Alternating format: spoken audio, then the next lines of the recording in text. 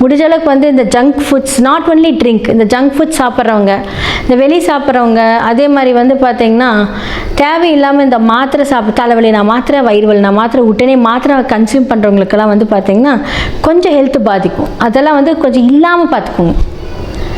அதே மாதிரி கொஞ்சம் தலை வலிக்கிறது, தலை சுற்றுறது, அதே மாதிரி வந்து பார்த்திங்கன்னா மூஞ்சி கொஞ்சம் அமைப்பில்லாம் போகிறது, பிம்பிள்ஸ் வர்றது, இதெல்லாமே வந்து ராகுவோட பாதிப்பு வந்து 2ஆம் இடத்துல இருக்கும். ஸோ தொண்டை வலி வர்றது, அடிக்கடி இருமல் வர்றது, இதெல்லாமே வந்து நடக்கும். அதே மாதிரி இளைய சகோதர சகோதரிகளுக்கு உங்கள் மூலியமாக ஒரு நல்லது நடக்க போகுது.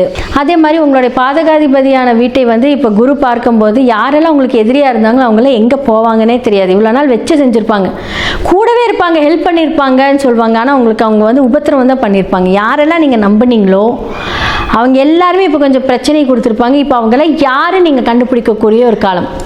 கூடவே இந்த துரோகம் செஞ்சீங்களா அப்படின்னு கேட்பீங்களா, அதெல்லாம் இப்போ வந்து நீங்கள் கண்டுபிடிப்பீங்க. அப்போ நிறைய மாற்றங்கள் உங்களுடைய வாழ்க்கையில் வரப்போகுது. ஸோ பிஸ்னஸில் வந்து நீங்கள் நிறைய பெரிய முடிவுகள் எடுக்க போகிறீங்க. அது மூலியமாக நல்ல மாற்றங்கள், எவ்வளோ பிரச்சனையாக இருந்தாலும் இப்போ எல்லாமே சரியாக போகுது.